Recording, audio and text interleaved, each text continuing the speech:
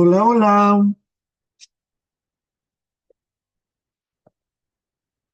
Muy bien. Pues aquí estamos. Fíjese qué coraje que di la clase y que la grabé y que pues quizá qué sucedió que no se oye. Digo, la revisé en mi grabación, en mi computadora y pues no, como 45 minutos está en cero. Entonces ya se imaginarán que me da el mal. Así literalmente me da el mal tener que volver a dar la clase. aquí, aquí en mi casa. Pero bueno, lo padre es que es un buen tema, Luis, Luis 9 es un buen tema y vale la pena, sí vale la pena pues conocer, ¿no? Conocer algo de nuestro amiguito. Aquí tiene que estar, creo que lo quité, pero está bien fácil. Voy a hacerlo un poco más pequeño, un poco nada más. Así estamos y voy a dar otra vez la clase. Voy a compartir pantalla y bueno, pues les recuerdo que no creo que llegue a las 2 horas porque pues la clase es presencial, entonces están bien padres, pues que ustedes tienen comentarios y luego pues es tantito, unos minutitos, ¿no? De que alguien fue al baño y así.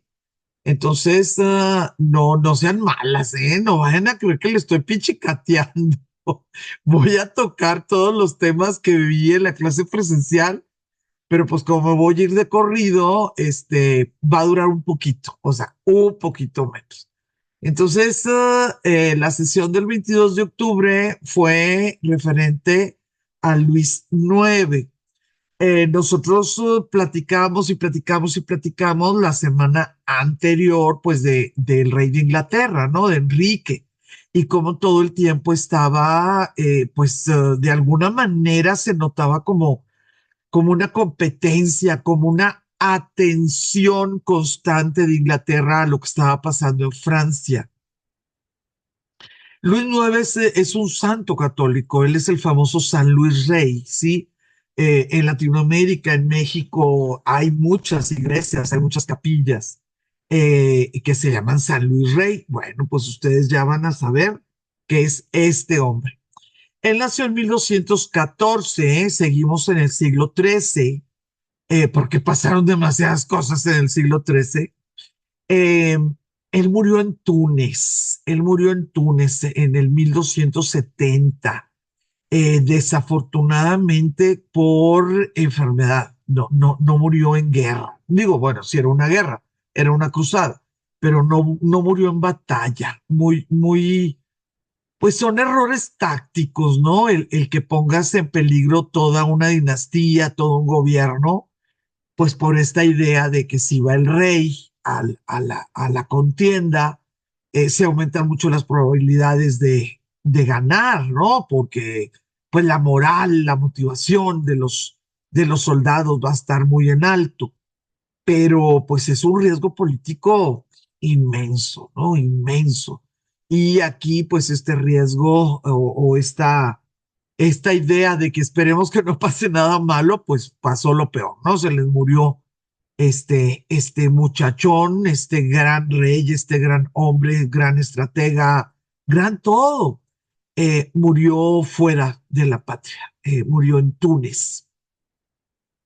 Quisiera hacerles un comentario acerca de cómo estuvo esto de Luis 9 y dónde está el 8 y por qué no suena tanto el 8 y qué pasó. Bueno, cuando estuvimos viendo la clase de Ricardo Corazón de León y del rey Felipe el Augusto, ¿no? Por tantas cosas que hizo, constantemente les platiqué del gran apoyo de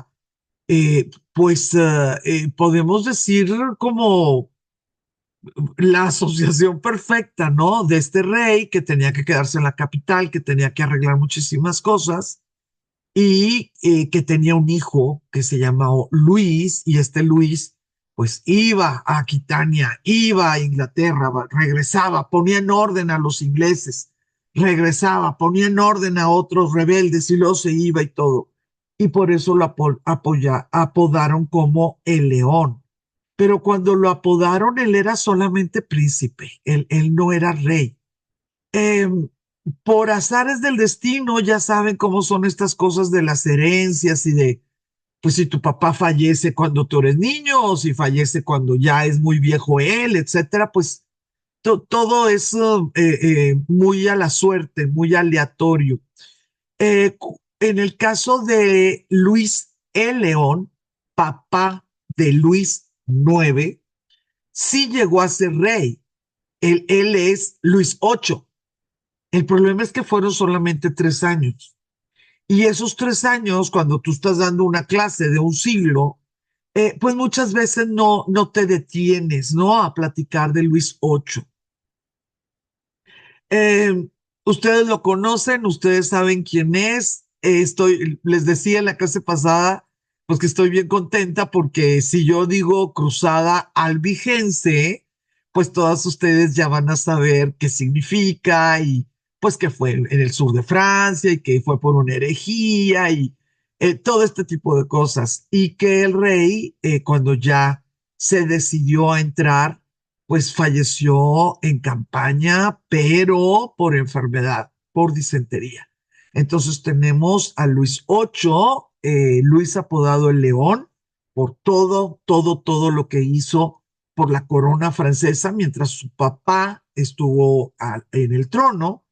Eh, y a Luis IX, ¿sí? Que va a ser rey a partir de 1226, que es cuando muere su papá después de solamente 3 años con la corona. También les comentaba a las personas, o sea, cuando di la clase, que esta obra es del Greco, es mi preferida, pero de ninguna manera quiere decir que nosotros podemos pensar que así era Luis. Sí, estamos hablando de un hombre del medievo. Todavía las pinturitas, los dibujitos, las cositas que había para, pues, inmortalizar, ¿no? Algún evento, alguna anécdota, alguna batalla, algún regreso, ya saben, ¿no? Del medievo va a ser con pintura medieval, van a ser con dibujos, con esbozos todavía. En caso dado de que hicieran un vitral, pues peor, ¿verdad? Porque pues claro que no se veían las facciones. Pero esta es la forma en que el Greco dibujó, no dibujó, representó, ¿no? A Luis Rey, a San Luis Rey, y a mí me encanta esta pintura. Entonces, como la verdad da lo mismo cuál pintura les dé, porque no sabemos, no tenemos una fotografía de él, pues elegí esta, ¿no? Por una predilección personal. San Luis Rey ha sido admirado como el ideal del monarca cristiano por muchos siglos, ¿sí? Dentro de Francia, fuera de Francia, porque pues en aquel tiempo los países estaban muy, pero muy relacionados. Su reinado es recordado como una edad de oro en el medievo. Entonces, vuelvo a lo mismo.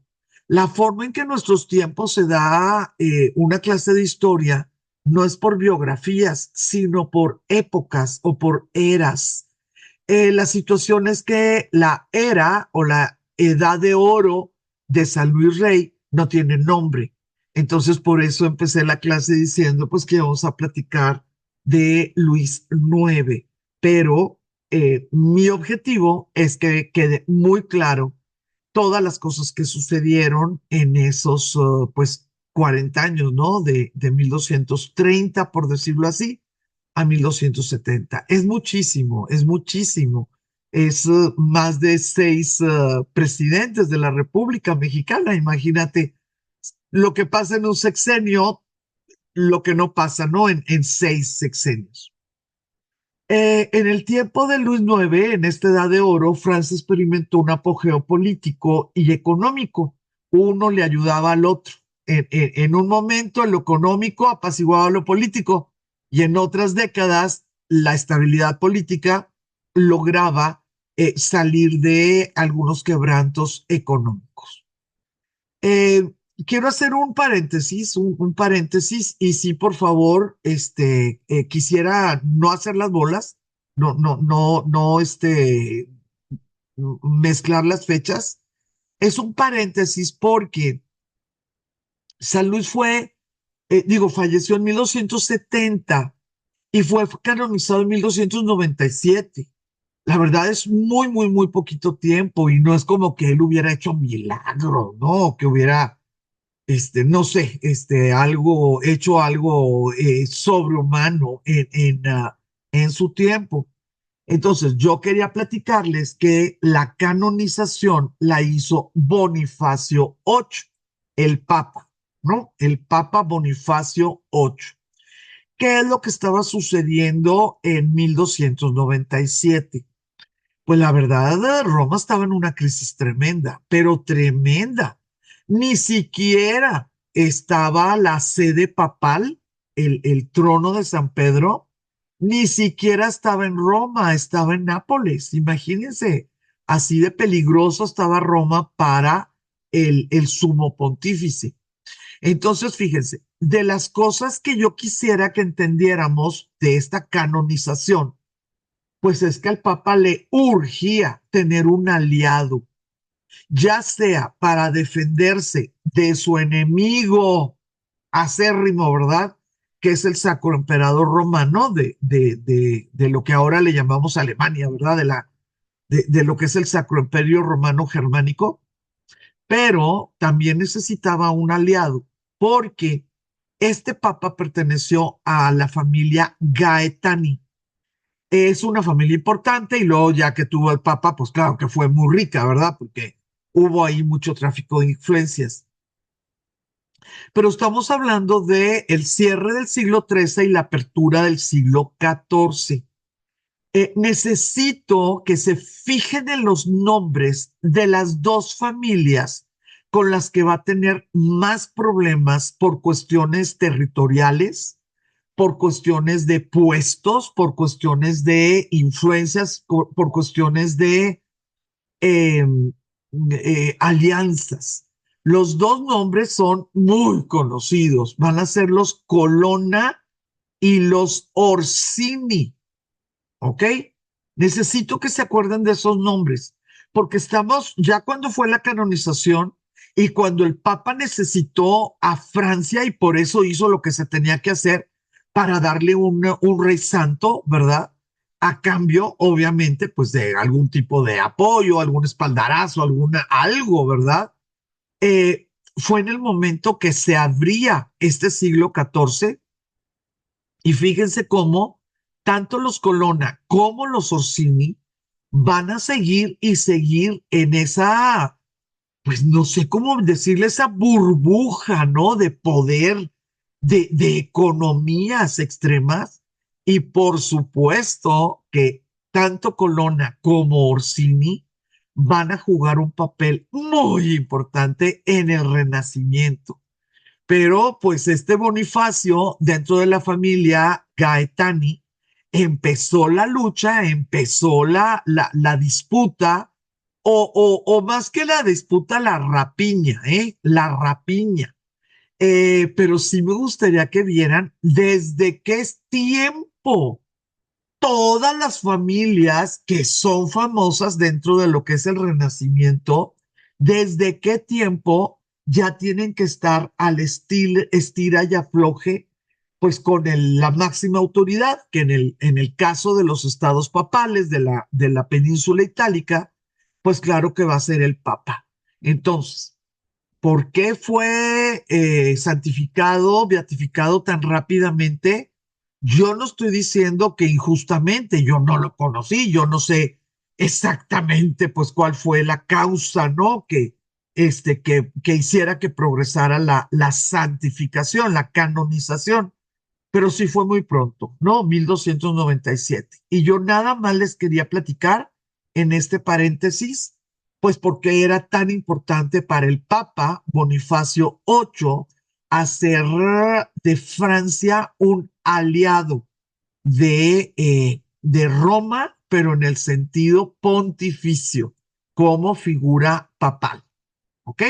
Entonces, voy a cerrar ese paréntesis de la canonización de este rey y vamos a seguir con algunas cosas que me gustaría hacer notar de esta figura que logró una edad de oro en un país tan mágico, tan querido, tan, no sé, bro, como es Francia. Luis tenía 9 años a la muerte de su abuelo, Felipe Augusto. A los 9 años, el papá de Luis, pues iba a ser rey, pero a los 9 años Luis ya va a ser heredero al trono, heredero directo al trono. Entonces tenemos que 3 años después, cuando muere su papá, pues él ya tenía 3 años caminando ese caminito de no saber dónde estaban los peligros, de tener una mamá castellana muy, pero muy, muy trucha en las cuestiones políticas. Y afortunadamente esa mamá cuidó los intereses del joven, ¿no? Porque bueno, pues él tenía 12 años de edad, no crean que era un bebé, 12 años. El, como las cosas estaban bastante arregladas porque el papá no estaba en la capital, sí, no estaba en París porque andaba en las cruzadas. Había muchas cosas que se habían previsto, porque pues digo, está bien que te encomiendas a Dios, pero claro que tienes que tener un plan B. Gracias a esas previsiones, hubo figuras muy importantes, figuras poderosas que tomaron las riendas del cambio de poder, ¿no? Muere el rey, inmediatamente, pues sigue el otro rey. Y este otro rey era este niño, Luis, de 12 años. ¿Cuál va a ser de las primeras cosas que se van a tener que hacer? La unción, el ungirlo con el aceite sagrado. Y eso se hizo pues casi inmediatamente, o sea, yo no sé ni cómo preparaban las cosas tan rápido. Y si quisiera comentarles, algunas ya se lo saben, pero denme oportunidad de comentarlo, pues para que todas lo tengamos así bien claro, por favor. Luis IX fue ungido y coronado casi inmediatamente después de la noticia del fallecimiento de su papá en la Catedral de Notre Dame de la ciudad de Reims. ¿Sí? Reims. Notre Dame de Reims.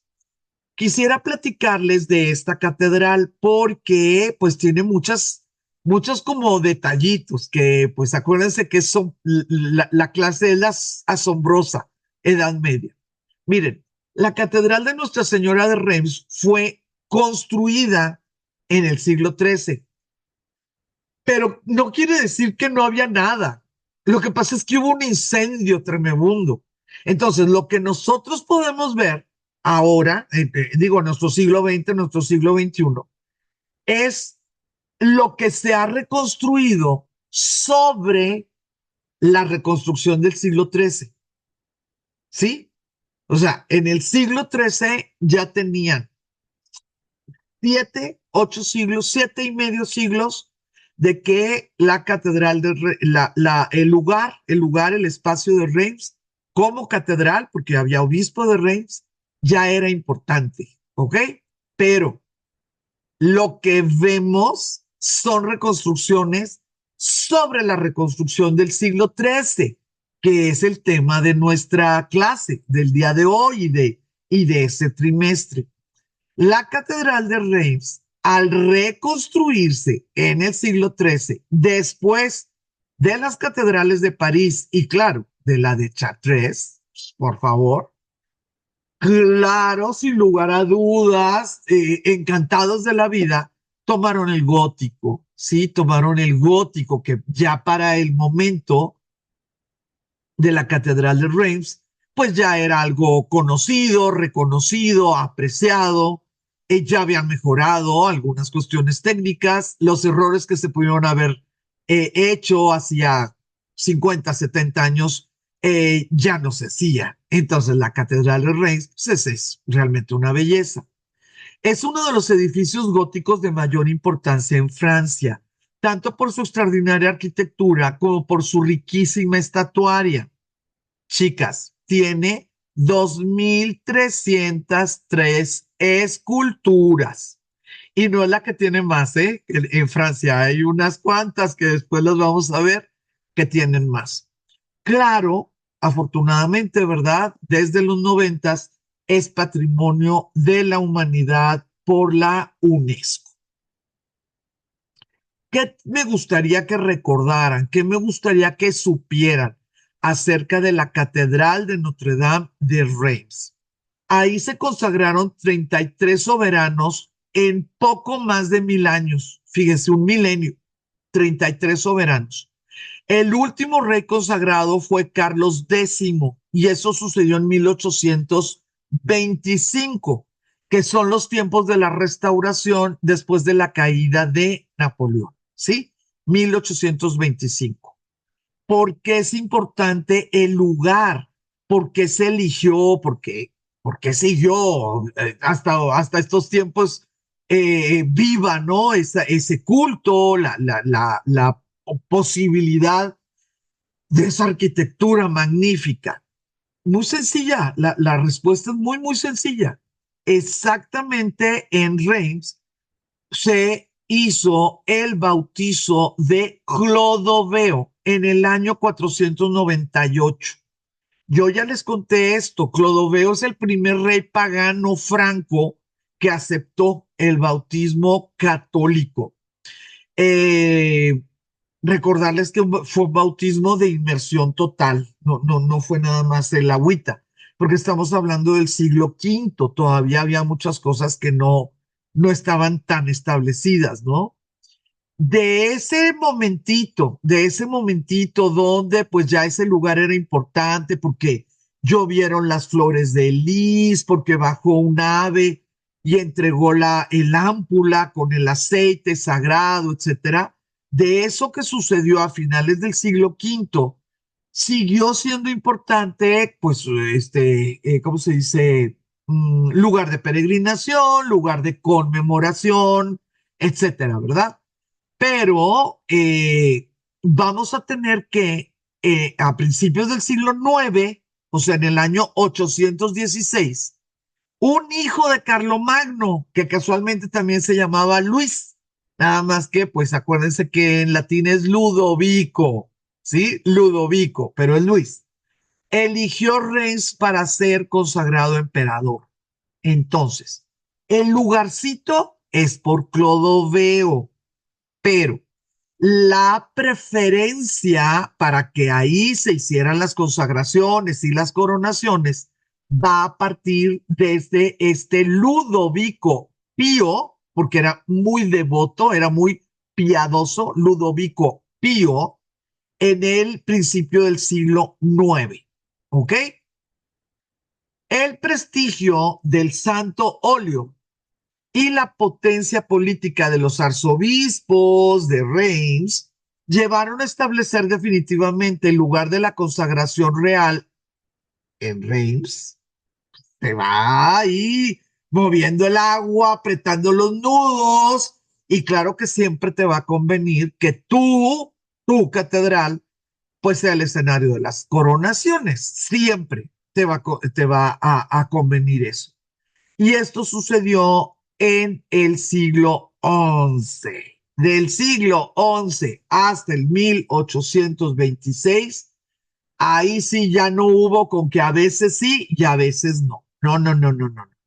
Vamos a tener desde este Enrique I hasta el otro, Carlos X, que en Reims se consagra, se corona y se le presenta al pueblo, que eso es lo que se hace en Francia, digo, se hacía en Francia, se le presenta al pueblo al rey para que sea vitoriado, que es el símbolo de aceptación de vasallaje, de que son sus súbditos, ¿sí? Esos gritos afuera de esta catedral. Como ustedes pueden notar en esta fotografía, pues tenemos así como de todo un poco, porque pues son muchos los años, pero sí me gustaría que pudieran notar que en algunos espacios solamente hay gótico, como pudiéramos ver en estas ventanas, ¿verdad? Con sus terminaciones ojivales, pero también tenemos un gótico flamígero, de flama. Vean, todas estas bolitas que ustedes ven aquí son como si fueran flamitas de vela. Y es una evolución del gótico que se ve en muchísimas partes, pero es evolución. No, no nació el gótico de esa manera. Empezaron a hacer las torretas, ¿no? Cada vez más delgaditas para poder disimular esta situación de los contrafuertes. Ustedes pueden ver aquí esos que parecen puentes, que parecen acueductos, digamos, pues son contrafuertes porque iban para arriba, para arriba, para arriba las paredes, vitrales, vitrales, vitrales, y pues, ¿qué hace el pobre ingeniero, el pobre maestro de obras? Pues como las golondrinas, tiene que ver cómo le hace para que no se le venga el pastel abajo. Y esos contrafuertes pues van a ser, qué bárbaro, pues una de las cosas características de los siglos, ¿verdad? Pero una de las maravillas de, pues, esta voluntad, ¿no? De esta voluntad del hombre de no tener límite en lo que tiene aquí, en la idea que tiene y que se tiene que hacer de alguna manera o de otra. A principios del siglo XIII, como les decía, se inició la construcción de la nueva catedral a causa de un incendio en el año anterior. Y pues vamos a platicar tantito de esto. Cuando un castillo, un palacio, un fuerte, una catedral, una iglesia, lo que quieran, se le van haciendo estas pues mejoras o ampliaciones, pero viene de muy antiguo. Fíjense que desafortunadamente se quedan muchas cosas de madera, que porque es santa, que es conmemorativa, que porque si la quitamos se nos cae el techo, que porque todavía está buena y no hay que moverle. Entonces, desafortunadamente, muchas veces cuando los incendios no son controlados, pues hay muchas razones, ¿verdad? Por no controlar un incendio. Lo que se quema, pues muchas veces es estructural porque son las cosas que están más en el fondo, ¿no? Las cosas que son más antiguas o las vigas que están sosteniendo más cosas. Entonces, a veces cuando te dicen, no, pues es que se tuvo que reconstruir porque hubo un incendio, no entendemos muy bien por qué si son de piedra, pues se pudieron haber destruido. Bueno, pues pasa eso, pasa eso. Hay veces que los corazones son de madera y esos son los que se queman y pues las otras situaciones, pues es que las temperaturas muy altas muchas veces truenan, ¿no? Hacen que se fragmente lo que es piedra o lo que es argamasa o lo que es barro, que pues pudieran ser las techumbres, etcétera. Entonces, un incendio en otros tiempos, por los tipos de materiales, sí podía causar una destrucción de palabras mayores, ¿no? De tal manera que tenías que reconstruir el edificio. Las torres solamente llegaron a 81 metros, pero se diseñaron para alcanzar los 120. Y esa es la maravilla, ¿no? Esa es la maravilla, la hermosura de haber pasado del románico al gótico, el haber ampliado el horizonte, el haber roto muchas, pero muchas barreras mentales, más que físicas o ingenieriles, mentales. Entonces, que no se llegó a los 120, no pasa nada en la siguiente ya veremos en qué siglo llega, pero ya se creyó que se podía hacer. Y eso es lo que realmente crea los renacimientos. El que creas que puedes hacerlo más alto, ¿no? O que puedas llegar más lejos, o simplemente que creas que sí lo puedes hacer. Eh, Cuando nosotros vemos la fachada de la catedral, pues sí la sentimos como muy zancudita, ¿no? La sentimos así como que medio estiradita para arriba.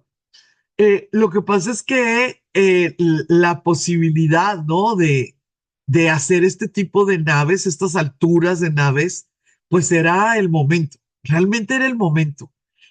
Con el tiempo, pues sí se vio que se necesitaba por la función de las coronaciones, que lo que se necesitaba era pasillo. Lo que se necesitaba era que las naves estuvieran, pero de veras, de veras, de veras llenas de bancas para que pudiera darle cabida a las diferentes jerarquías de los invitados. Entonces nosotros vamos a tener una altura de 38 metros, que en aquel tiempo en el occidente era de veras notable, y una nave de 138, 139 metros de largo para que pudieran caber todos los invitados, para que se pudiera lucir la entrada del rey, la reina, la corte, etcétera, ¿verdad? Y claro, 30 metros de ancho, pues para que pudieran poner todas las bancas que se necesitaba para los invitados. Eso se fue como protocolizando, ¿no? Al pasar de los siglos. Eh, Cuando él ya fue coronado, cuando ya fue investido, pues muy rápido empezaron pues los rumores, los problemas, ¿no? Porque estaba chico. Cuenta la leyenda, que yo estoy segura que es leyenda, que es mito, ¿verdad? Pero cuenta la leyenda que él a los 14 años exigió tener por escrito los sellos y todo lo habido y por haber, de que ya era mayor de edad, o sea, que ya había llegado al momento en que no necesitaba que su madre fuera la regente. Eh, yo no sé si eso se puede, no sé si es tan fácil de hacer, ¿verdad? Pero el que el mito nos haya llegado de esa manera nos habla que de alguna forma se pasó la voz que el muchachito, jovencito, estaba teniendo voz y voto en las reuniones. Alguien tuvo que salir del palacio diciendo que estaba sucediendo eso, si no, ¿de dónde iba a salir esta leyenda?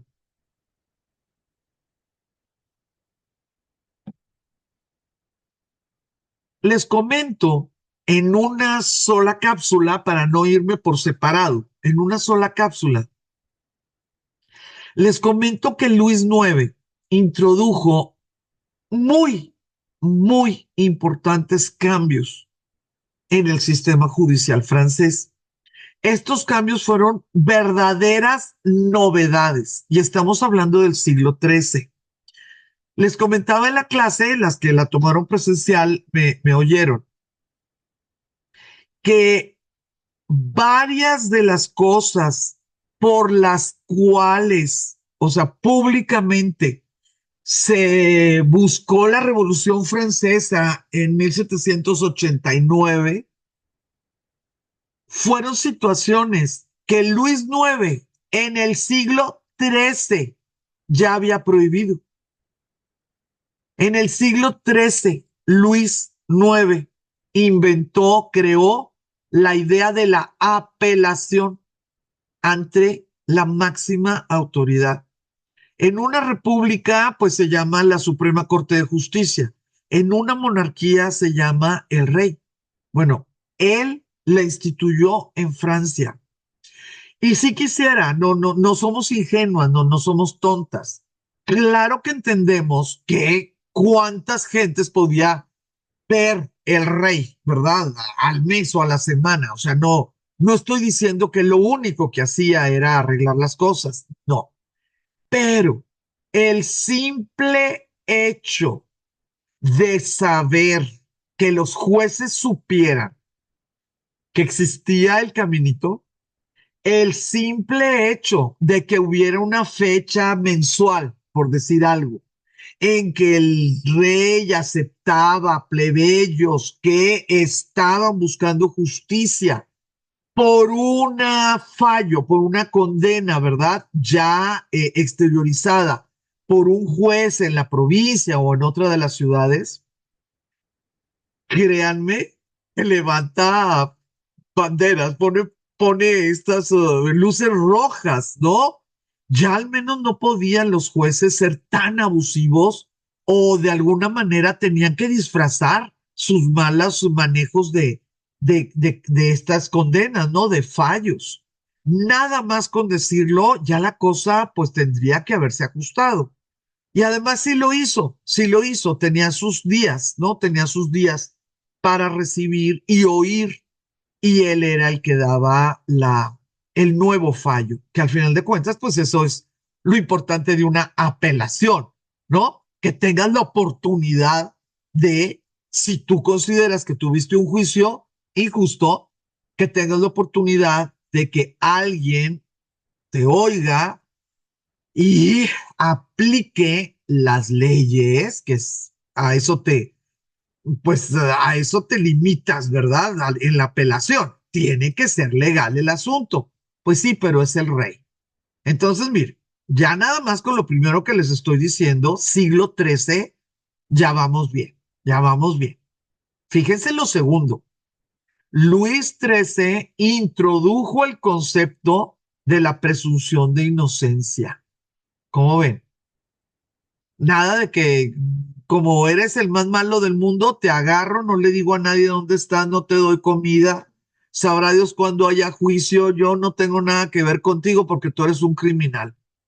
Así funcionaban las cosas en la Edad Media, en toda Europa. En el siglo XVIII, en Francia, así funcionaban las cosas. Los soldados llegaban, te agarraban, te golpeaban, te metían a la carreta o te llevaban a golpes, tiraban una carta, que es la famosa carta blanca, ¿sí? Tiraban una carta y los familiares, o los amigos, no sé, los de camaradas, lo que quieras, tenían que arrancarse así rapidito a las diferentes cárceles para ver a dónde lo iban a llevar, porque no tenía derecho ni a comida ni a agua, porque pues todavía no era preso, entonces ¿por qué le iban a dar? Fíjense nada más, es una cosa terrible. Nosotros en nuestro México conocemos ese tipo de situaciones en nuestro siglo XXI. Luis en el siglo XIII dijo, nadie puede ser tratado como culpable a menos que el juez lo declare culpable. Por lo tanto, si es inocente, sigue siendo súbdito mío. Y como súbdito, pues tiene que tomar agua y no lo pueden estar torturando y los parientes tienen que saber dónde está porque si no, ¿quién le va a llevar los testigos? Entonces, entre que se podía apelar, entre que la presunción era la inocencia y no la culpabilidad, se movieron engranajes que el pueblo, ay, qué bárbaro, el pueblo, pues claro que le agradeció. Y esto segundo, esto de la presunción de la inocencia, nos lleva a lo tercero, que para mí, qué cosa, Dios mío, pues es una de las cosas como más fuera del tiempo, pensando que Luis IX era increíblemente devoto, era un católico muy piadoso. En algunas situaciones, pues hizo cosas medio bárbaras en nombre de la pureza de la religión católica en su país. Pero fíjense, la tercera cosa que les quiero platicar en cuanto a las novedades o las mejorías en el sistema judicial francés es que Luis IX, en el tiempo de Luis IX, se prohibieron las ordalías. Así es la palabra, ordalía. Una, ordalías, plural. ¿Cómo se le llaman también a las ordalías? Juicios de Dios. Esa palabra es así en inglés y en francés y en español, así es la misma palabra, aunque afortunadamente no tendríamos, ¿verdad? Ni por qué decirla, ni por qué nada. ¿Cómo es un juicio de Dios? Mire, un juicio de Dios era un sistema vigente en la Edad Media en los mundos cristianos. Era un sistema en el cual se creía invocar, ¿no? Solicitar, invocar e interpretar el juicio de la divinidad, Dios Padre, ¿no? La divinidad, a través de mecanismos ritualizados y sensibles, o sea, carne, oír, ver, oler, saber, sensibles, de cuyo resultado se infería la inocencia o la culpabilidad del acusado.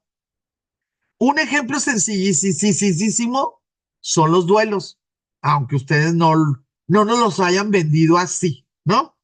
Pero un duelo es un juicio de Dios. Oye, toda la noche en vela o tomando los dos contendientes. Llegan en la mañana, al amanecer, ni crean que con toda la luz. Un testigo cada uno. Sí, o sea, ni siquiera mucha ayuda. Sí había un médico, pero ay, a veces no. Te ponen de espalda, 30 pasos, volteas y disparas inmediatamente. Ay, no es la mejor manera de defenderte o de atacar. Es la suerte, es lo que Dios quiera. Entonces, los duelos son un ejemplo muy simple. Nada más que vamos a tener una cantidad terrible de maneras de acelerar, ¿no? Esta situación de la suerte, como amarrando a la persona a una silla y tirándola al río, o haciéndola caminar por fierros, o metiendo la mano a la hoguera, o lo que quieras. Bueno, esto que les estoy diciendo y que me están entendiendo perfectamente, porque pues eso es lo que le hacían a las brujas en los juicios, etcétera. Pues fíjense que sucedió algo muy fuerte, muy duro. A mí me da muchísima tristeza, pues la impunidad de las torturas, sí, es algo que me causa como, pues no sé, es muy fuerte para mí. Las ordalías se lograron prohibir y además muy rápido, pues la gente ayudó a que no se pudieran hacer, ¿verdad? En el sistema civil, porque pues Luis es rey y el sistema judicial de Francia es dentro del reinado, ¿no? Civil, pero no se pudieron prohibir en el sistema judicial eclesiástico. Y en el tiempo de Luis, siglo XIII, pues claro que había un juzgado muy específico que se llamaba Inquisición. Y además, pues ya ahorita en estas décadas, ¿verdad? Del siglo XIII, pues ya estaba muy encaminado quién se hacía cargo, ¿no? De los juzgados y eran los dominicos. Entonces, miren, entre más cerrado se haga un círculo, entre más únicas sean las tomas de decisiones, es más fácil que se caiga en excesos. Entonces, podemos decir de una manera un poco irresponsable, un poco sobregeneralizada, que las ordalías fueron sustituidas por la tortura en el siglo XIII. Ellos les decían tortura, no, ellos les decían juicio de Dios. Pues es el siglo XIII, y el XIV, y el XV, y el XVI. Nosotros le vamos a decir tortura pues porque afortunadamente nacimos en siglos posteriores, pues a la revolución, a la constitución, al código napoleónico, a la revolución mexicana, pues todo eso. Y aún así, en nuestro mundo, en nuestro México, ¿cómo no vamos a saber que la tortura existe como método de interrogación dentro de nuestro sistema judicial? Y es el siglo XXI, ¿sí? Entonces, cuando tenemos solamente dolor físico para tener una confesión, no hay duda que es tortura. El problema es el siguiente. Cuando ese dolor físico está buscando una confesión y después de la confesión le dices a esa persona, qué bueno que confesaste, porque yo soy sacerdote, te puedo absolver. Entonces ya no vas a ir al infierno, vas a ir al purgatorio nada más. Y como te vamos a quemar en la hoguera, el dolor físico te va a servir de purificación. Entonces te estamos haciendo un favor tan grande. ¿No amas a la Santa Iglesia Católica? Y pues esa persona ya sin ojos, sin dedos, sin lo que quieras, pues ¿qué era lo que podía hacer?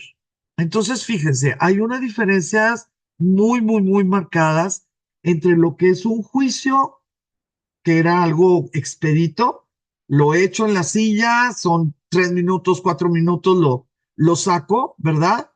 Y si se salvó, pues quiere decir que es inocente. Esa es una ordalía. A las diferencias en las formas y en los resultados, ¿no? De esos tipos de dolores físicos. Eso pues fue caminando de manera muy, muy diferente, a veces brutal, a veces extinguiéndose en los diferentes siglos y en los diferentes países, por supuesto. La mayoría de los ejemplos de las ordalías o de los juicios de Dios van a estar relacionados con agua, con fuego, con fuerza, ¿sí? A veces una de las tres, a veces pues dos de las tres. Y lo que se buscaba pues era infligir un dolor, infligir una herida. En el siglo XII, siglo XIII, siglo XIV tenemos relatos donde dos caballeros, por ejemplo, metían la mano al fuego por un tiempo determinado, que obviamente pues no era poquito, y enfrente de los testigos se les vendaba con tela, imagínate, y no podía, y se les ponía un sello, y no podían mover la tela. Y 3 días después abrían las vendas y pues dependiendo de lo que veían, era si Dios había castigado a uno o lo había salvado. eh, Son cosas realmente irracionales, son pues esos regalitos asombrosos, ¿no? De la Edad Media. Durante la Alta Edad Media, en Europa, la autoridad no buscaba ni investigaba los crímenes, ¿ok? No es como ahora, ¿sí? Sí, en la Edad Media solamente la autoridad solamente intervenía a petición del que sufría el agravio. Y ya, o sea, era algo muy raro, porque pues las cosas estaban muy desviadas, no había un sistema de distribución de justicia o de impartición de justicia. Entonces, si tú decidías ir a un juzgado, bueno, tú ya ibas a ser el acusador. Fíjese, esta es otra cosa que a mí me causa mucha mortificación. El acusador también era responsable de encontrar un juez que tuviera jurisdicción sobre las dos partes. O sea, yo como acusador y el otro que era el acusado. ¿A qué me refiero? Que en la Edad Media todo estaba tan, tan, tan revuelto que no había jurisdicción si yo soy eclesiástico y el otro no lo es, seglar, o al revés. Si yo soy francés y el otro es inglés. Si yo soy francés y el otro es judío, o si es musulmán, o si es extranjero, o si es diplomático, o si es aristócrata. Las cosas estaban muy, pero muy disparejas. Entonces, no todos los jueces aceptaban tener jurisdicción sobre el acusador y el acusado. Entonces, pues otra piedra en el camino gigantesca, ¿no? Para alguien que quería llevar a juicio algo. Por eso era muchísimo más fácil ir con el señor feudal y arreglar las cosas en algún duelo, en algún torneo, lo cual pues no es impartición de justicia, es otra vez un tipo de ordalía. Y aquí es donde yo creo que muchas de ustedes ya vieron en el chat que les recomendé una película, El último duelo. Ese último duelo no es del siglo XIII, es del siglo XIV, pero es en Francia y es histórico. No estoy diciendo que la película te diga lo que pasó en verdad, porque eso no sucede, ¿verdad? Pero sí me gustaría que pudieran verla y pudieran notar vestimentas, costumbres, muebles, formas, el mugrero. Me gustaría que la vieran. También les comenté en clase que esta película costó $100 millones y solamente recaudó 30 millones. Así que lo siento, no les estoy, no les estoy recomendando la película más hermosa del mundo, pero es una película que vale la pena. No, no es un churro. No, no, no, no, no. Pero bueno, espero que sí tengan tiempo de verla como algo ilustrativo, ¿sí? Pero como les digo, es todo este duelo que sucedió va, va a ser posterior al tema de esta clase. Pero la película se me hace que nos puede ayudar mucho pues a acomodar, ¿no? A acomodar así algunas imágenes. Eh, en lo que estudié me encontré un código que se llama las leyes de Guillermo el Conquistador. Ustedes se acordarán que él llegó a Inglaterra en el 1066 y va a fundar la dinastía pues, del Ricardo y del Enrique, que es del siglo XIII, y bueno, esa dinastía, ¿no? Y vean por favor esta frasecita. Sí, está en el capítulo 62 de las leyes de Guillermo el Conquistador. Si un francés acusa a un inglés de perjurio, acuérdense que Guillermo pues es el inglés, ¿verdad? Si un francés acusa a un inglés de perjurio, defiéndase el inglés a su elección por el juicio del hierro o por el duelo. Duelo, no, no, no, no que estén muy tristes, ¿no? Un duelo entre ellos. En nuestro tiempo, y pues gracias a las constituciones, y si estás en república o en monarquía constitucional, ninguna ley puede ser individualizada. Tú no puedes decir, la gente que mide 1,60 le va a pasar esto. No, no, no. Tú no puedes decir a un francés. No. Tienes que decir un extranjero, un no mexicano. No, no puede ser individualizada. Y me encontré esto y dije, ay, madre mía, Dios mío de mi vida. En el siglo XI eran tan enemigos los franceses de los ingleses que tenían leyes específicas, ¿no? Leyes totalmente, diseñadas para solucionar los problemas entre ellos. Bueno, vamos bien, ya estoy completando la primera hora. Vamos a ver cómo nos va con la segunda hora. Eh, como les dije en un principio, las mejorías que hizo en el sistema judicial, pues son maravillosas, realmente muy, pero muy adelantadas a su época. Pero también hizo algunas cosas con este celo, ¿no? Este celo que tenía de la pureza del catolicismo en Francia. En otros aspectos fue radical en las medidas relacionadas con la integridad de la religión católica en su reino. Aprobó leyes que castigaban la blasfemia con la mutilación de la lengua y los labios, entre muchas otras medidas menores que no tiene caso darle más tiempo a esto. En 1235 contrajo matrimonio con Margarita de Provenza. Eh, ya se saben ustedes la familia de dónde viene Margarita, porque Margarita es la hermana, yo les platiqué, es la hermana, o sea, Margarita es cuñada de Enrique III de Inglaterra. Sí, las dos reinas hermanas, entre ellas, van a ser esposas de los dos máximos representantes del poder en el siglo XIII.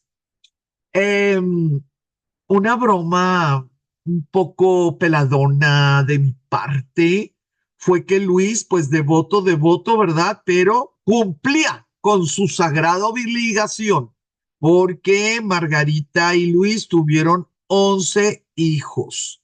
No todos sobrevivieron, nosotros sabemos eso, no todos sobrevivieron la infancia, pero sí pudo tener su heredero, ¿no? Cuando falleció, allá dentro de un chorro de tiempo, que va a fallecer, pues sí, sí tenía un varón que tomara la corona, ¿no? Que aceptara el trono. Dicen las malas lenguas, no, yo no lo sé, pero dicen, pues, varios historiadores, ¿eh? No crean que nada más uno. Dicen que la forma de llevar la religión católica la tomó por parte de los monjes y de los confesores de la reina que venía de Castilla. Sí, o sea que ellos eran españoles. Por decir algo, pues España todavía no existía. Parte del tipo de devoción inculcado por su madre, según los historiadores, practicaba la mortificación corporal, como hacerse azotar la espalda con cadenillas de hierro, o sea, con cadenillas metálicas los viernes, o que practicaba actos de humillación, como pudiera ser lavarle los pies a los mendigos, ¿no? O sea, el salir de bajar, ¿no? A lo que es la planta baja, ¿no? De lo que era palacio, y lavarle los pies a los mendigos alguna de las noches, o compartir su mesa con leprosos.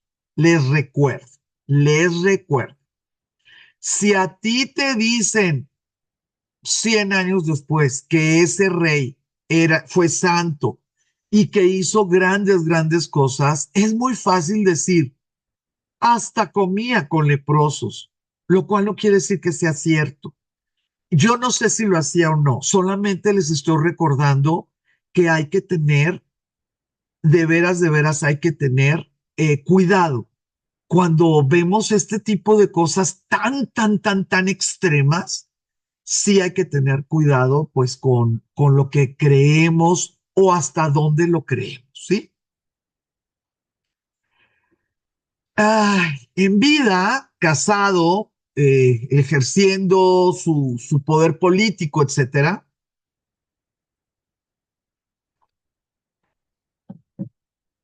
va a pertenecer a dos órdenes religiosas.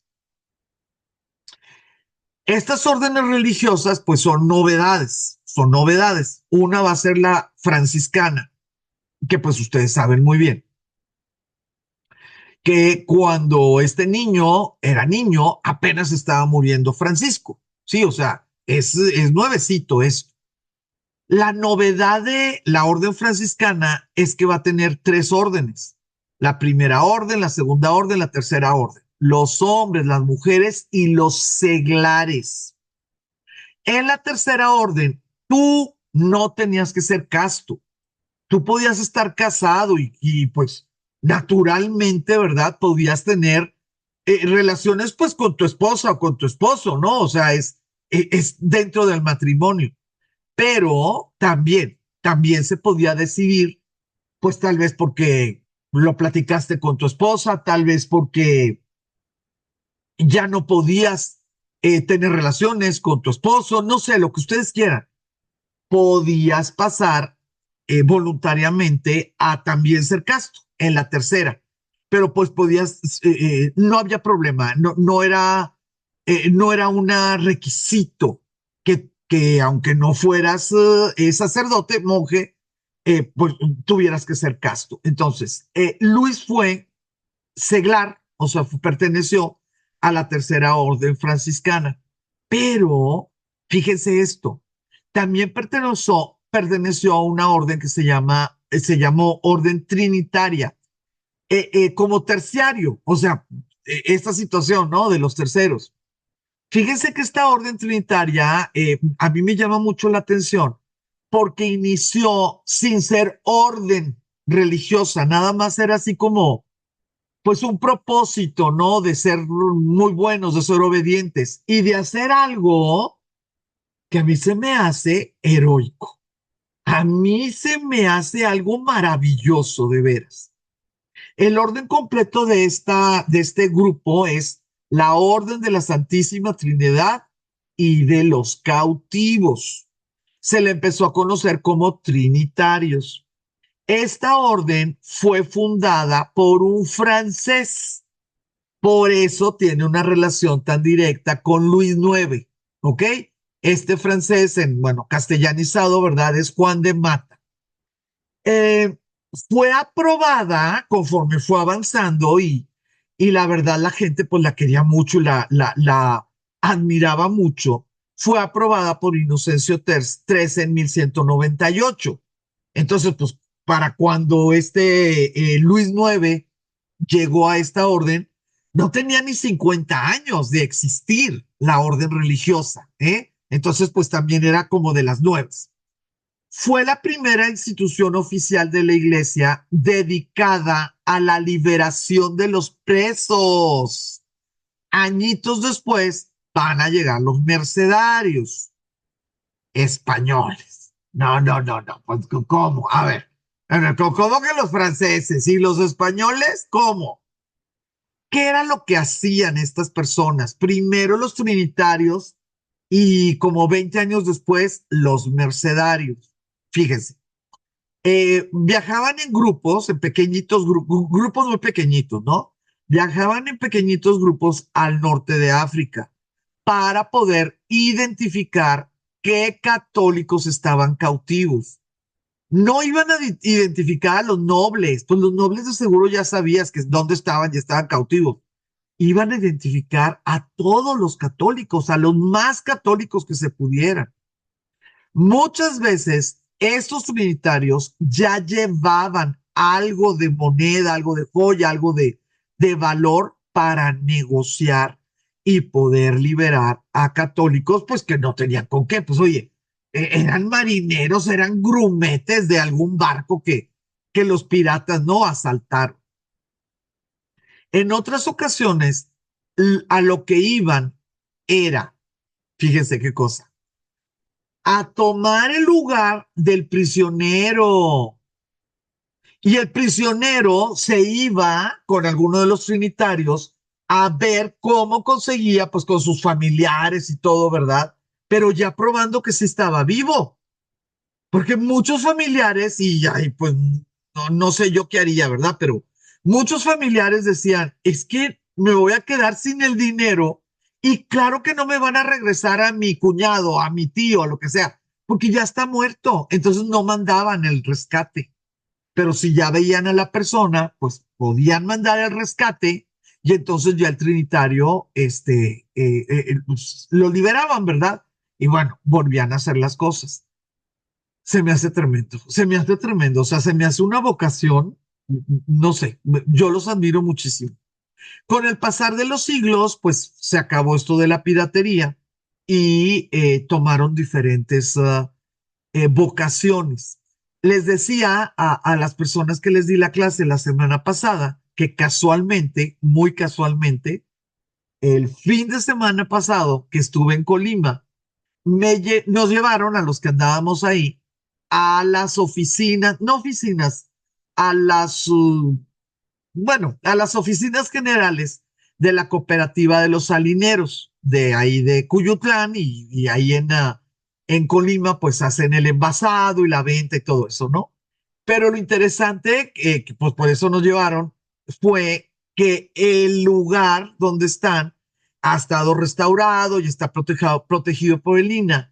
Y era un hospital de los mercedarios, ¿sí? Estos mercedarios que cuando ya no tuvieron esa urgencia de rescatar rehenes de los musulmanes, se dedicaron a crear hospitales, ¿sí? Entonces, no sé, me dio gusto estar ahí, me dio gusto pensar que pues había cierto presupuesto, ¿no? Para que no se destruyera esa edificación del siglo XVII y XVIII, ¿sí? Ahí en Colima. algo que sucedió dentro de lo que es pues esta devoción, ay, qué barbaridad, este celo, ¿no? Por la pureza religiosa del catolicismo en Francia, pues es una afrenta, ¿no? Afrenta no solamente a los judíos, sino a la historia de la humanidad. En 1240 hubo un episodio que fue muy notorio, que es muy estudiado, que mucha gente pues lo reportó, mucha gente, pues que si el viajero, que si los testigos, etcétera. Entonces, bueno, pues es histórico, ¿no? En 1240 ordenó quemar alrededor de 10,000 copias del Talmud y otros escritos. Aquí dice libros porque me equivoqué. Otros escritos judíos.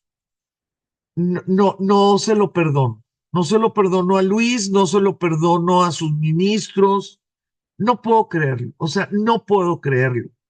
Eh, Expórtalos, corre a los judíos, que se lleven todo lo suyo. Pero ¿cómo va a ser posible todos esos manuscritos? ¿Por cuántos kilómetros han pasado? ¿Por cuántos inviernos? ¿Por cuántas lluvias? ¿Por cuántas huidas? 10,000 ejemplares de diferentes textos judíos. ¿Cómo sabemos 10,000 ejemplares? Porque sabemos el número de carretas, 24 carretas cargadas. Y bueno, en aquel tiempo se hizo un tipo de cálculo. Vamos a suponer que es exagerado. Ya saben, es bien fácil. Vamos a ponerlo a la mitad, pensando que es exagerado. Pues son 5,000. O sea, aun cuando le pongamos esa regla de ponlo a la mitad porque están exagerando, es un golpe muy triste, algo que es pues el saber, es la acumulación de sabiduría que se pudo preservar en un texto escrito y que fue destruido pues en una hoguera que duró un día. Se me hace tremendo. Y esto sucedió en 1240. Vamos a platicar un poquito de este evento de 1240. En primer lugar, ¿qué es el Talmud? Talmud significa tal cual en hebreo enseñanza. Puede ser también instrucción. El Talmud es una obra que recoge principalmente las discusiones rabínicas sobre leyes judías, o sea, la Torah. Torah. Torah es ley. Talmud es instrucción o enseñanza. Obra que recoge principalmente las discusiones rabínicas sobre leyes judías, tradiciones, costumbres, narraciones, dichos, parábolas, historias, leyendas. Estamos hablando de 1240, estamos hablando del siglo XIII. La última diáspora forzada, terrible, de los judíos, pues fue en el siglo I, siglo XIII. ¿Se imaginan la cantidad de tradiciones, de consejos, de soluciones que se acumularon y que se pudieron poner por escrito? Estamos pensando manuscrito, ¿sí? No, no, no, no, es tremendo. Si lo queremos generalizar, no, no faltándole al respeto a los judíos, y menos si aquí tenemos a alguien que practique esa religión, si queremos así generalizar, es un inmenso código civil y religioso, elaborado entre el siglo III y el siglo V por eruditos hebreos. El Talmud tiene dos versiones, o se aceptan dos versiones. Una de ellas es la que se le llama de Jerusalén y la otra es la que se le llama de Babilonia. Pero bueno, pues las dos versiones, claro, en un momento dado, pues se pueden complementar, ¿verdad? Porque la idea es la discusión de cómo lograr practicar diariamente lo que dice la Torá. en geografías diferentes, en siglos diferentes, con idiomas diferentes, con reyes arriba de ti diferentes. Entonces el Talmud es muy valioso. Es como una respuesta pragmática a cómo poder hacer cumplir la ley de Dios, si esa ley de Dios te la dieron hace 1000 años o 2000 años o 3000 años. Es, ay, qué bárbaro, es triste. Em, el Talmud, ya sea el de Jerusalén o el de Babilonia, extienden, discuten, cuestionan, explican y complementan, pero nunca contradicen la Torah. Nunca. El Talmud existe para cumplir la Torah. ¿Ok? ¿Qué fue lo que sucedió en 1240? Mire, lo que sucedió fue una locura. Tuvo que haber habido intereses económicos, intereses políticos, mano negra diplomática, porque eso que sucedió no es nada más porque un fulano que se llamó Nicolás Donan expuso 35 blasfemias escritas en el Talmud. No puede ser. O sea, todo esto no sucede porque un fulano dice que está sucediendo eso. Este hombre era un judío converso y al convertirse al catolicismo, pues por alguna razón, él decidió ser franciscano. Y por hablar, o sea, por leer, hablar y leer hebreo, ay, pues él decidió que era muy importante, pero muy, muy, muy importante traducir, ¿no? Alguna de las versiones del Talmud. Dentro de los cargos que había blasfemias en contra de Jesús, de María, de lo que quieran. Desafortunadamente, y de veras lo digo sinceramente, no hubo una contraparte, pues para aclarar esos 35 cargos. Sí es verdad que hubo 4 rabinos y tenemos los nombres de los 4 rabinos que defendieron al Talmud. Digo, no al Talmud, sino se defendieron en contra de las acusaciones, ¿no? De los cargos. Pero ya desde que entraron al juzgado, ya era causa perdida. O sea, ¿de qué te sirve defenderte si nadie te va a oír, si nadie te va a creer? Si tu testimonio no tiene un valor de moral. Pues digo, pues es una burla. Eh, les voy a dar uno de los cargos. Uno de los cargos es que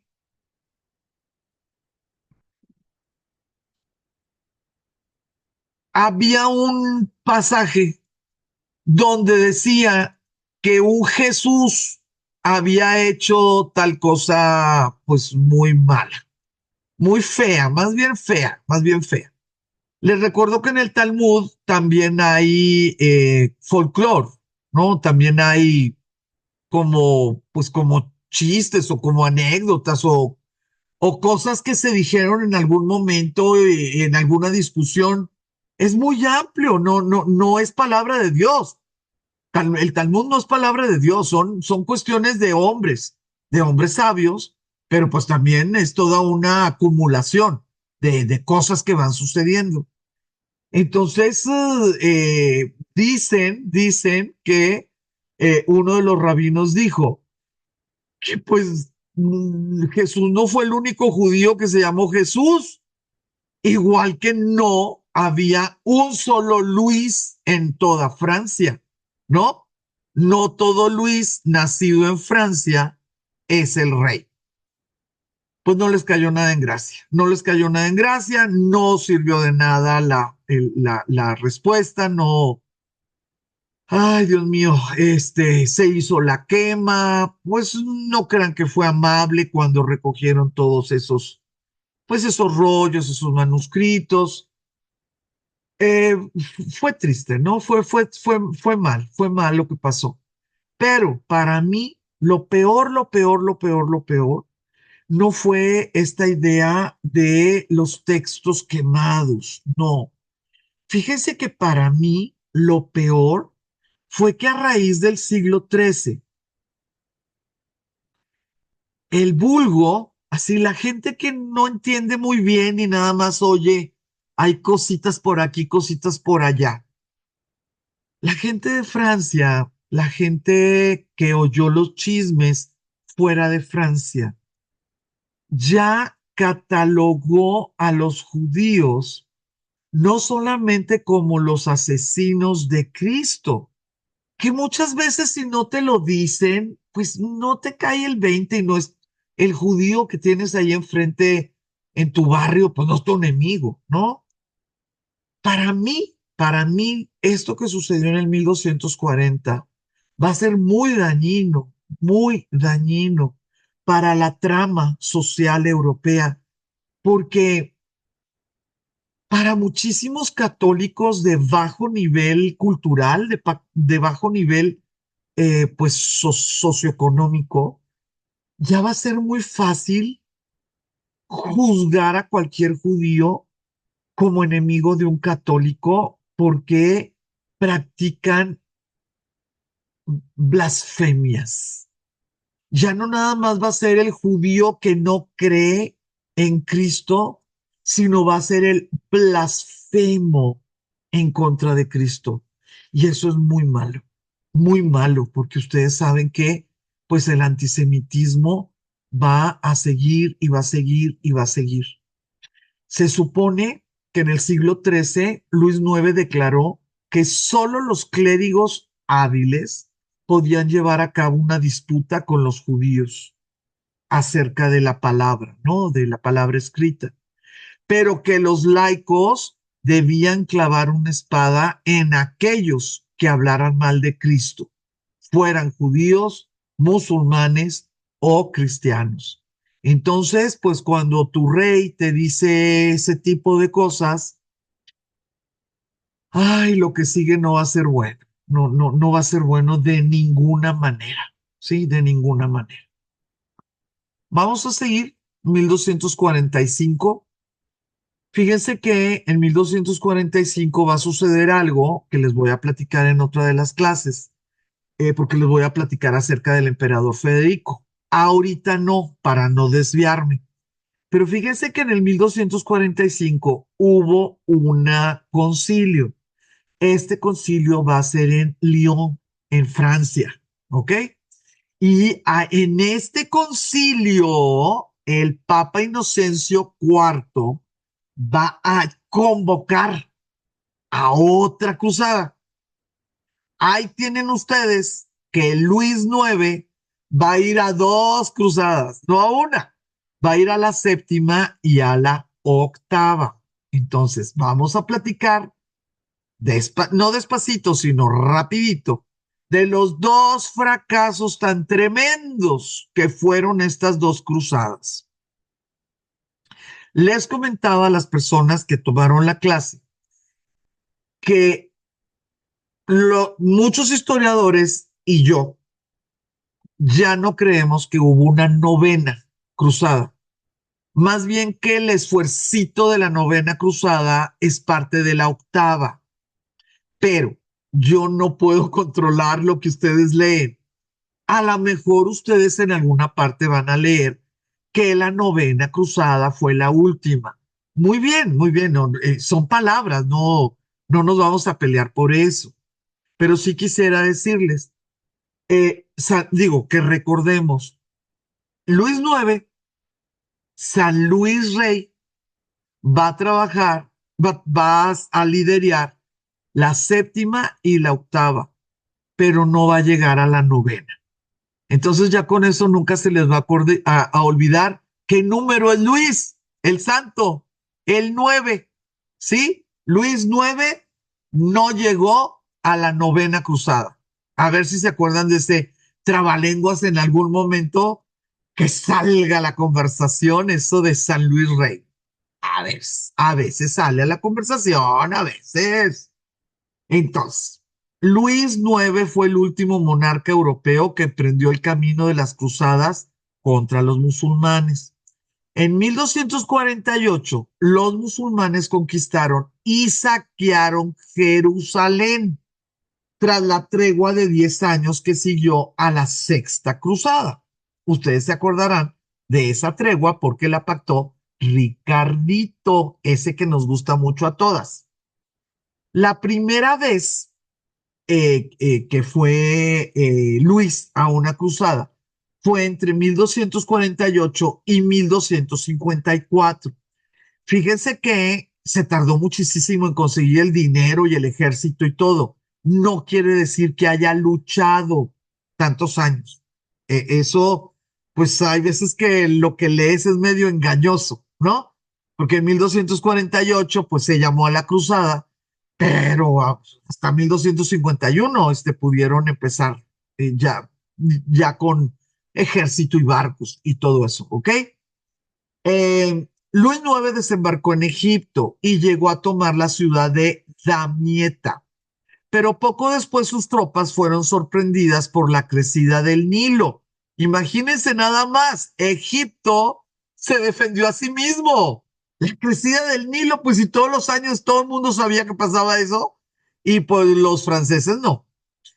Obviamente tuvieron muchos problemas con esta situación de no estar preparados y también hubo una epidemia dentro de lo que fueron los ejércitos. Nada bueno, nada, nada bueno. Combatiendo en terreno desconocido para ellos, los franceses, junto con su rey, cayeron prisioneros de sus enemigos y solo se salvaron pagando un fuerte rescate. Ay, ay, ay, ay, ay, ay, ay, qué bárbaros. ¿Cómo hacen ese tipo de cosas? Pues nunca lo voy a entender. Este es el mapa de qué bárbaro, el tremendo, ¿no? Todo lo que se tuvo que hacer para poder llegar a Tierra Santa, no a Jerusalén, ¿ok? A Tierra Santa. Y ustedes pueden ver, pues, cómo Chipre va a ser importantísimo, ¿no? Porque, pues, ya era cristiano y además había muchos intereses creados y lo que quieras. Por eso ahí dice Limasol. Ahí yo ya estuvimos unas alumnas y pudimos ver, pues, todo, ¿no? Esto de las cruzadas y de los venecianos y de muchas cosas muy, pero muy hermosas. De Chipre se pasaron a Egipto, que allí es donde va a estar Damieta, con todo, ¿no? Sus fortificaciones, sus riquezas, etcétera. Y después de pagar el rescate, pudieron llegar a San Juan de Acre. Se dice que no fue el rey el que capituló porque estaba muy enfermo y que no pudo controlar a sus capitanes y que los capitanes capitularon y dijeron, pues nos van a matar a todos, ¿no? Las negociaciones estuvieron muy manchadas de sangre, muy triste la situación, porque fíjense que muy rápido se pusieron de acuerdo, pero pues como les comenté hace ratito con los trinitarios, ¿verdad? Pues no había cómo pactar el dinero de los más pobres, ¿no? De los que no traían nivel dentro de lo que eran los barcos. Y decapitaron, dicen por ahí que hasta 3,000 personas, yo no les creo, pero si 300 hubieran decapitado, pues, ay, Dios mío, no es nada más que cayeran cautivos, ¿no? Sí los pasaron a cuchillo. Entonces fue una negociación muy, muy fea, muy, muy, muy fuerte. Luis y el resto de sus tropas abandonaron Egipto, se fueron a Acre. 6 días, y llegaron solamente con 1,400 soldados, que no era ni la cuarta parte con lo que habían salido de Francia. Imagínate nada más, imagínate si se iban a aventurar a meterse, ¿no? Al territorio. Pudo hacer muchas cosas porque tomó control, porque ay, las familias de los famosos reinos latinos o ya no tenían nombres y eran mujeres con muy poco poder real, ¿verdad?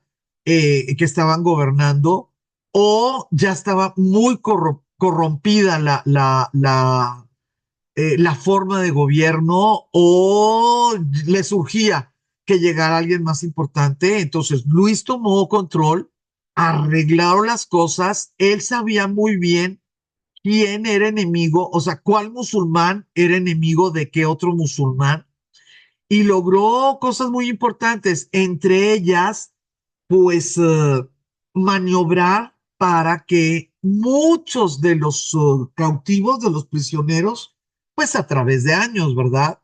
Fueran liberados. Dicen que fueron 3,000, todos ellos pues buscando cómo regresarse. Ahí pues es otro problema que ya veremos cómo se logra. Eh, Otra de las cosas que cambian, pues el proyecto que tenía Luis, ¿no? Dentro de ya ahí en San Juan de Acre, es que llega la noticia que se muere su esposa, perdón, que se muere su mamá, Blanca de Castilla, y ella era la que estaba, pero requete viva, arreglando todo lo que tenía que arreglar, porque Luis la dejó como regente.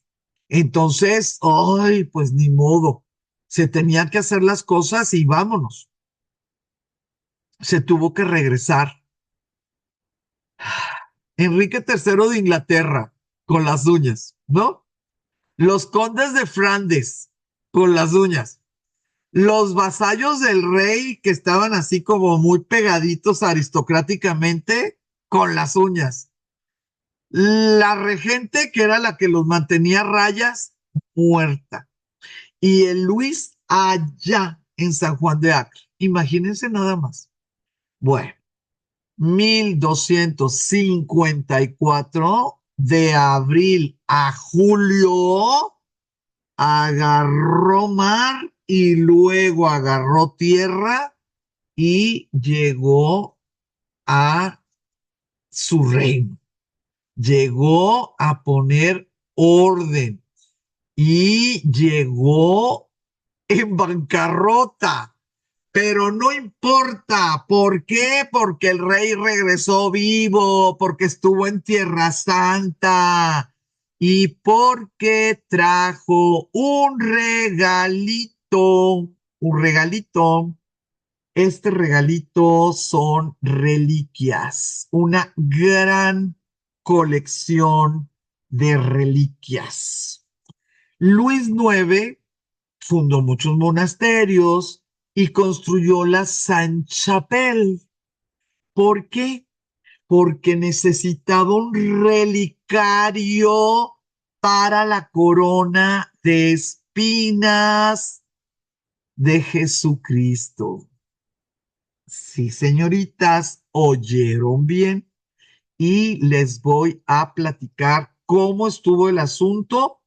Nada más permítanme volver a formatear esto porque se me desformateó. Discúlpenme. Un segundo, por favor, para poder verlas. Aquí está. Para poder ver las dibujitos. Los dibujitos donde deben de ir. Ahí voy, ahí voy, ahí voy, ahí voy.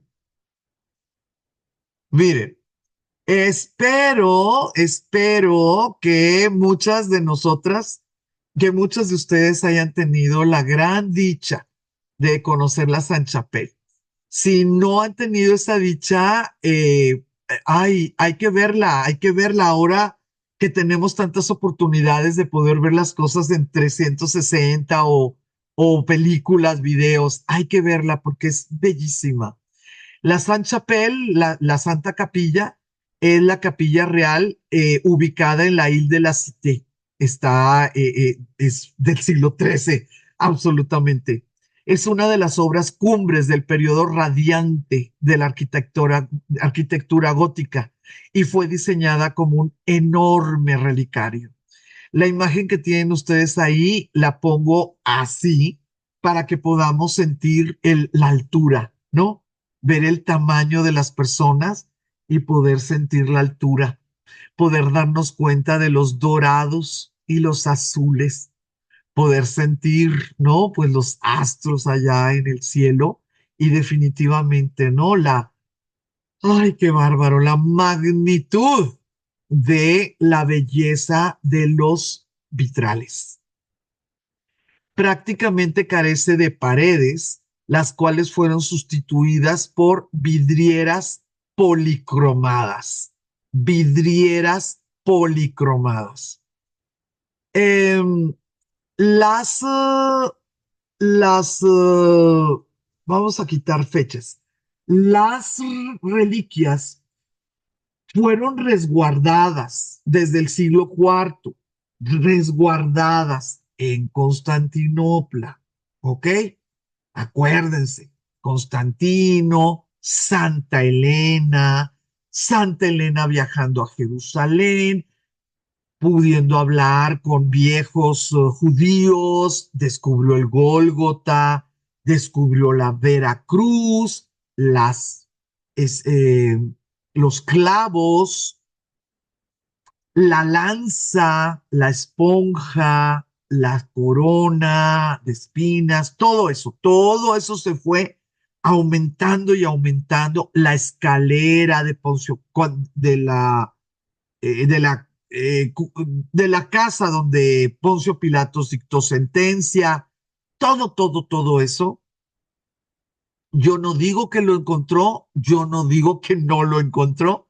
Todo eso fue creando todo un cuerpo aceptado por la cristiandad católica y ortodoxa, gracias a que los papas siglo tras siglo estuvieron de acuerdo en que eran las verdaderas reliquias que tocaron la piel, la sangre de Cristo, o sea, reliquias de primer orden.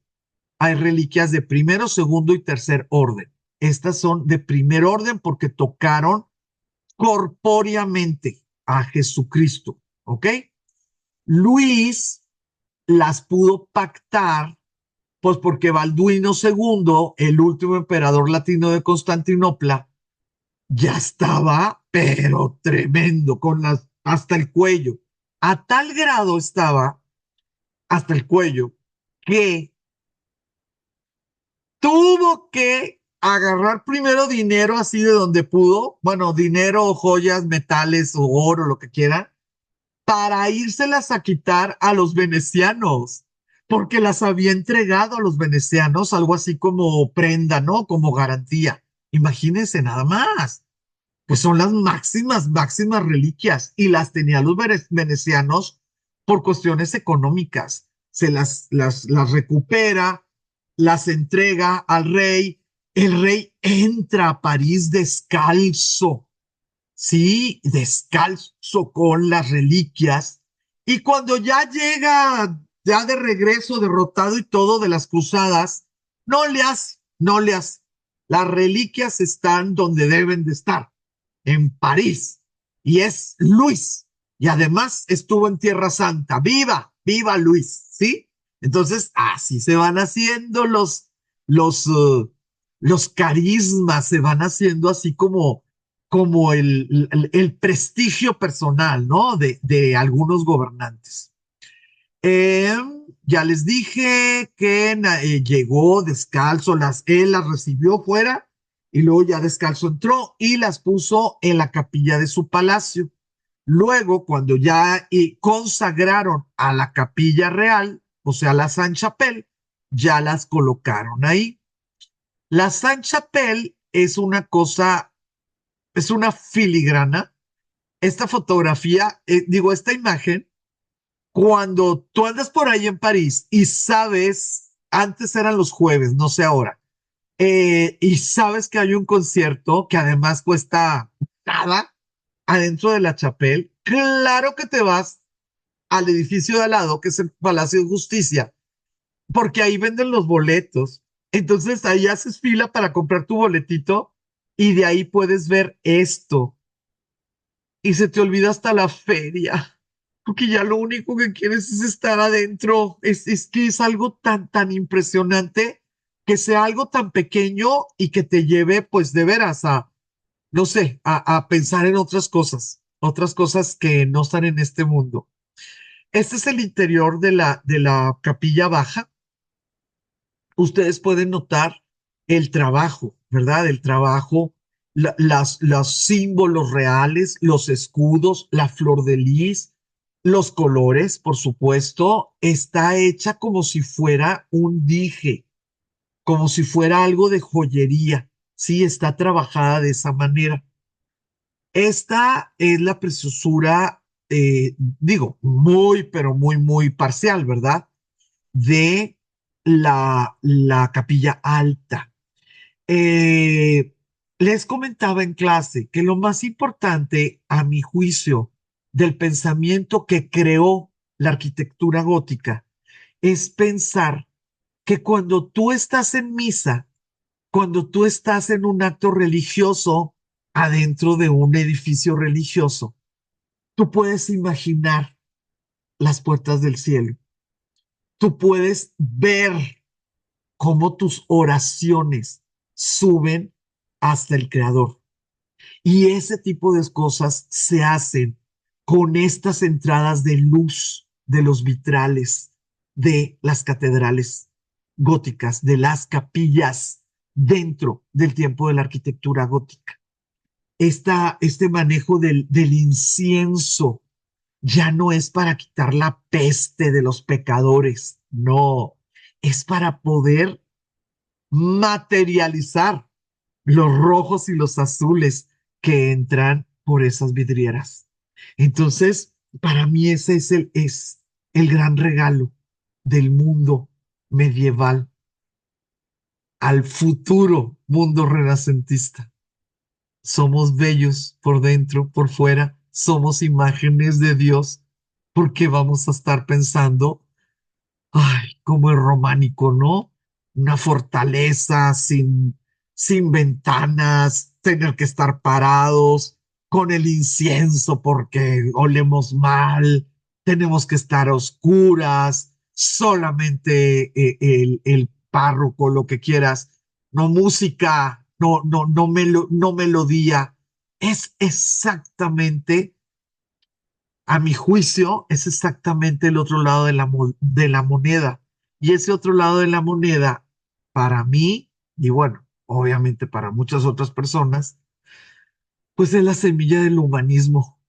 Cuando tú crees que te mereces el estar aquí, que te mereces ver al Creador más allá, que te mereces un nombre cuando firmas tu obra. Eso, para mí, es la preciosura de la Edad Media plena o primer renacimiento. Más adelante, dentro de 2 siglos, ya va a ser el renacimiento que nosotros nos lo enseñan en la escuela. Las ventanas de la nave tienen una altura de 15 metros y casi 5 metros de ancho. Están divididas por 4 ojivas, ¿sí? No así, así. Y los rosetones. Esos rosetones, si quisiera que viéramos este rosetón, porque por más que sintamos que el diseño de las vidrieras está hablando de un catolicismo moderno, porque el diseño de las vidrieras es una enseñanza de las escrituras. Biblias que nadie tenía en su casa, pero podían aprender a través de los vitrales de la Sainte-Chapelle. No podemos olvidar el Apocalipsis. Por más que estemos en un momento muy sobresaliente, ¿sí? Con esta edad de oro, pues por ahí les voy a platicar de San Buenaventura y de Santo Tomás de Aquino. Estamos en un momento glorioso de nuevas ideas, libertades, descubrimientos. Estamos en la Edad Media.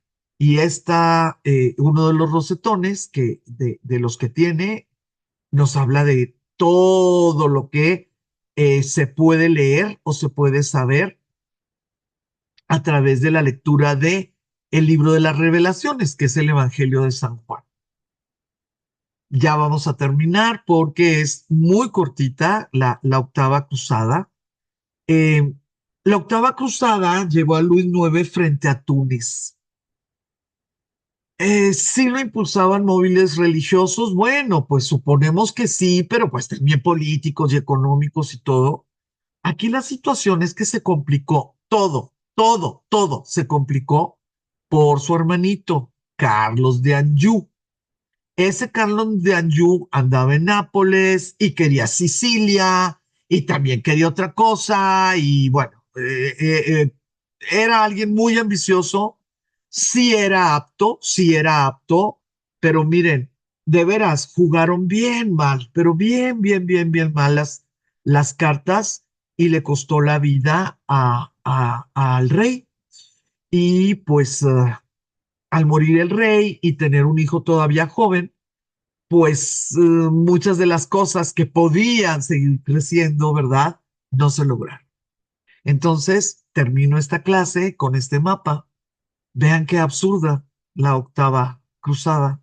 Vean por el amor de Dios, o sea, pues las cruzadas eran para Tierra Santa, ¿no? Vean, ni siquiera pasaron pues, ni de Sicilia ni de la península itálica. Es triste que alguien tan grande haya muerto de una enfermedad por tomar agua sucia.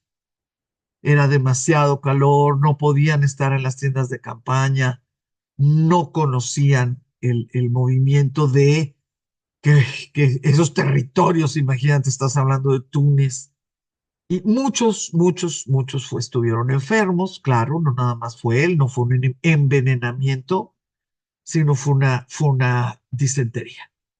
Entonces, con esto me quedo, espero que hayan disfrutado, espero que hayan aprendido muchas cosas porque, ay, pues Luis IX y su tiempo, claro que asombra. Quedo a la orden en el WhatsApp, un audio, una preguntitas, muchas preguntas, las que ustedes quieran y nos vemos el martes en clase. Muchísimas gracias.